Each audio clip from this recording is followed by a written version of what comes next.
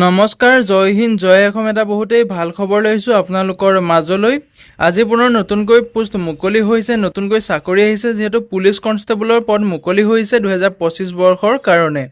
যিহেতু SSC দিল্লী পুলিচৰ ফালৰ পৰা নতুনকৈ পোষ্ট মুকলি কৰি দিছে, 7,565টাকৈ কনষ্টেবলৰ পদ মুকলি কৰি দিছে। এই পদসমূহত যদি আপুনি আবেদন কৰিম বুলি ভাবিছে তেনেহ'লে ভিডিঅ'টো শেষলৈকে চাব, অলপো স্কিপ নকৰাকৈ। এই পদসমূহত আপুনি কেনেদৰে আবেদন কৰিব, আবেদন কৰিবলৈ আপোনাৰ বয়সৰ সময়সীমা কিমান বিচাৰিছে, লগতে আপোনালোকৰ এডুকেশ্যন কোৱালিফিকেশ্যন কিমান বিচাৰিছে, সিলেকশ্যন প্ৰচিডিউৰটো কেনেধৰণৰ হ'ব, সম্পূৰ্ণ তথ্য এই ভিডিঅ'টোত আলোচনা কৰিম। ভিডিঅ'টো শেষলৈকে চাব, অলপো স্কিপ নকৰাকৈ।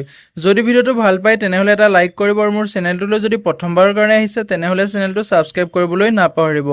লগতে ভিডিঅ'টো সকলো বন্ধু বান্ধৱীলৈ শ্বেয়াৰ কৰি দিব, যাতে সকলোৱে জবৰ আপডেটসমূহ প্ৰতিদিনে পাই থাকিব পাৰে। ভিডিঅ' ডেছক্ৰিপশ্যনতে মই হোৱাটছআপ চেনেলৰ লিংক দিছোঁ, তাতো গৈ আপোনালোকে হোৱাটছআপ চেনেলটো ফ'ল' কৰি ল'ব পাৰে, যাতে প্ৰতিদিনে জবৰ আপডেটসমূহ সকলোতকৈ আগতীয়াকৈ পাই থাকিব পাৰে। যিহেতু ইয়াতে দেখিবলৈ পাইছে SSC দিল্লী পুলিচ ৰিক্ৰুটমেণ্ট 2025ৰ ফালৰ পৰা মুঠ 7,565টা কনষ্টেবলৰ এক্সিকিউটিভৰ পদ মুকলি কৰি দিয়া হৈছে। এই পদসমূহত আপোনালোকে ল'ৰা ছোৱালী সকলোৱে আবেদন কৰিব পাৰিব, পুৰুষ মহিলা সকলোৰে কাৰণে পদ মুকলি হৈছে। যদি আপুনি আবেদন কৰিম বুলি ভাবিছে ভিডিঅ'টো শেষলৈকে চাব, অলপো স্কিপ নকৰাকৈ।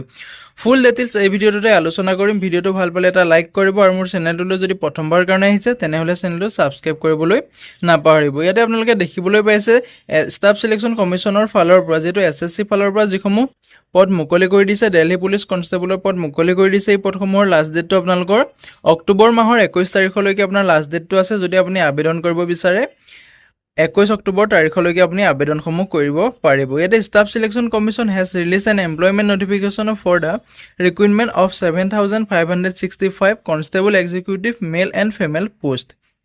যিহেতু মই কৈছোঁৱে ল'ৰা আৰু ছোৱালীৰ কাৰণে, যিহেতু পুৰুষ মহিলা সকলোৰে কাৰণে পদ মুকলি হৈছে। দিল্লী পুলিচৰ ফালৰ পৰা যিহেতু কনষ্টেবলৰ পদ মুকলি হৈছে, প্ৰায় 7,565টা পদ মুকলি হৈছে। যদি আপুনি ইণ্টাৰেষ্টেড হয়, ইলিজিবল হয়, এই পদসমূহৰ প্ৰতি আবেদনসমূহ কৰি ল'ব পাৰিব। ইয়াতে এটা অভাৰভিউটো দিয়া আছে, আপোনালোকে দেখিবলৈ পাইছে SSC দিল্লী পুলিচ ৰিক্ৰুটমেণ্ট 2025ৰ। এতিয়া ডিটেইলছটো আছে, আপোনালোকৰ পোষ্ট নেমটো হৈছে, যিহেতু কনষ্টেবল এক্সিকিউটিভৰ পদ হয়। ইয়াতে আপোনালোকে টোটেল পোষ্ট 7,565টা পদ দেখিবলৈ পাব।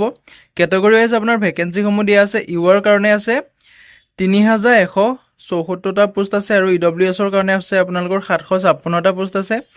OBCৰ কাৰণে আছে 1,608টা আছে, SCৰ কাৰণে আছে আপোনালোকৰ 1,386টা আছে, আৰু STৰ কাৰণে আছে আপোনালোকৰ 641টা পদ দেখিবলৈ পাব।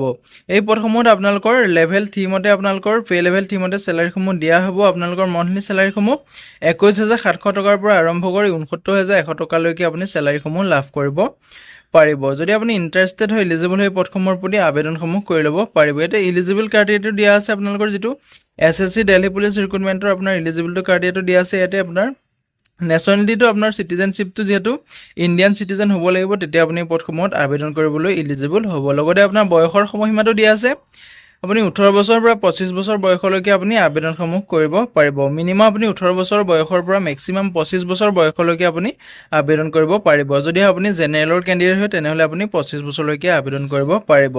লগতে আপোনাৰ এজ ইলেকশ্যনসমূহ লাভ কৰিব। ইয়াতে আপোনাৰ কেটেগৰী ৱাইজ এজ ইলেকশ্যন দিয়া আছে।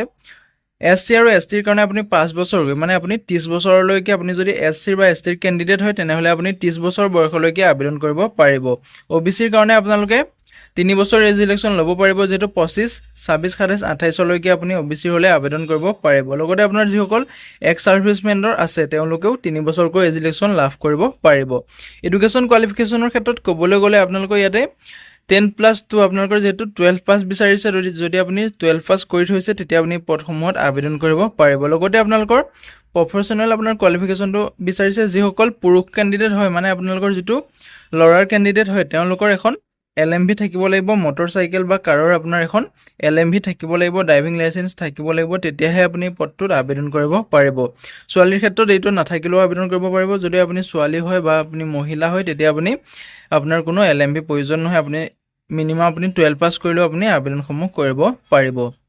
এপ্লিকেশ্যন ফিজটোৰ ক্ষেত্ৰত ক'বলৈ গ'লে যিসকল ইউআৰ OBCৰ কেণ্ডিডেট আছে তেওঁলোকে 100 টকাকৈ এপ্লিকেশ্যন ফিজ কাটিব লাগিব। বাকী যিসকল ওমেন, SC, ST, PWDৰ ESMৰ কেণ্ডিডেট হৈ তেওঁলোকে ইয়াত কোনো ধৰণৰ এপ্লিকেশ্যন ফিজ কাটিব নালাগে পে'মেণ্ট মোডটো আপোনালোকে অনলাইন মাধ্যমেৰে পে'মেণ্ট কৰিব পাৰিব নেট বেংকিং ইউজ কৰিব আপুনি পে'মেণ্ট কৰিব পাৰিব মাষ্টাৰ কাৰ্ড ডেবিট কাৰ্ড ৰুপিয়া আপোনাৰ যিকোনো মাধ্যমেৰে আপুনি পে'মেণ্টসমূহ কৰিব পাৰিব হাউ টু এপ্লাই ক্ষেত্ৰত ক'বলৈ গ'লে যদি আপুনি পদসমূহত ইণ্টাৰেষ্টেড হয় এলিজিবল হয় ভিডিঅ' ডেছক্ৰিপশ্যনতে মই আবেদনৰ লিংক আপোনালোকক দিম লগতে আপোনাৰ নটিফিকেশ্যনৰ লিংক দিম নিজেও আপুনি নটিফিকেশ্যনখন চেক আউট কৰি ল'ব পাৰিব আবেদনৰ লিংকত গৈ আপুনি যদি প্ৰথমবাৰ কাৰণে আপুনি আবেদন কৰিম বুলি ভাবিছে আপুনি ফাৰ্ষ্টতে ৰেজিষ্ট্ৰেশ্যন কৰি ল'ব লাগিব তাৰপিছত আপুনি এপ্লাই কৰিব পাৰিব যদি আপোনাৰ SSC বিভাগৰ যিকোনো পদত আপুনি আগতে আবেদন কৰাছিলে তেতিয়া আপুনি ডাইৰেক্ট আপুনি এপ্লাই কৰিব পাৰিব যদি আপোনাৰ ৰেজিষ্ট্ৰেশ্যনটো কৰা আছে যিহেতু তেতিয়া আপুনি ডাইৰেক্ট এপ্লাইটো কৰি ল'ব পাৰিব এতে ইম্পৰ্টেণ্ট ডেটসমূহ হৈছে যিহেতু SSC দিল্লী পুলিচ ৰিক্ৰুটমেণ্ট 2025ৰ ইম্পৰ্টেণ্ট ডেটসমূহ হৈছে এই পদসমূহৰ আপোনালোকৰ আবেদন প্ৰক্ৰিয়াটো যিটো আছে আপোনালোকৰ 22 ছেপ্টেম্বৰ তাৰিখৰ পৰা যিহেতু আবেদন প্ৰক্ৰিয়াটো ষ্টাৰ্ট হৈ গৈছে